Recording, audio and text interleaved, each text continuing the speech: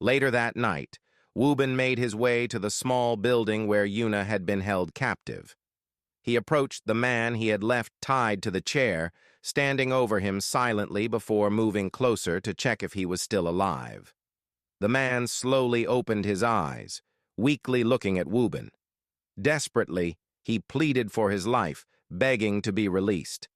He explained that he had been there for days without food or water and admitted that he knew what he had done was wrong. He asked for mercy, revealing that he had a wife and children. Wubin laughed coldly, stepping closer.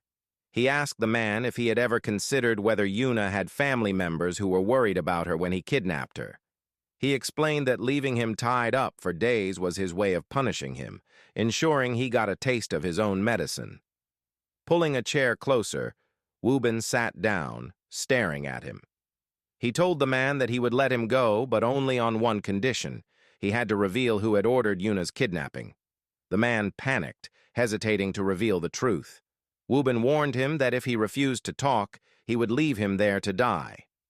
Finally, the man gave in, revealing that a woman named Kim had hired him.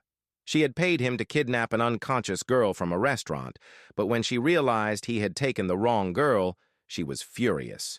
He admitted that kidnapping Yuna had never been part of the plan, but greed had driven him to take advantage of the situation, hoping to extort money from her wealthy family. Wubin sat there, piecing everything together. He had suspected Kim all along. Now it was clear that she had intended to kidnap Minsu but had failed. He also realized that catching her wouldn't be easy since her father was working behind the scenes to erase any evidence pointing to her involvement. The man pleaded again for his release, reminding Wubin that he had done as he was told.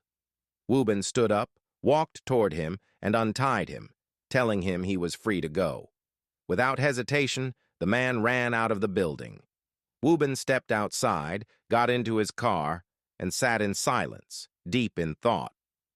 He considered calling Sunjin but stopped, realizing that he was likely spending time with Minsu since they were newlyweds. Without making the call, he drove off. Meanwhile, Kim sat in her room, sobbing in frustration over her failed attempt to win Sunjin. Staring at her phone, she scrolled through pictures of his wedding, her heartbreak intensifying. Unable to take it any longer, she stood up and tried to leave the house, but the security guard stopped her. He firmly instructed her to go back inside, reminding her that she was under house arrest. Kim tried to reason with him, claiming that she just needed fresh air because being locked inside for so long made her feel suffocated. The guard remained firm, warning her that if she continued resisting, there would be consequences.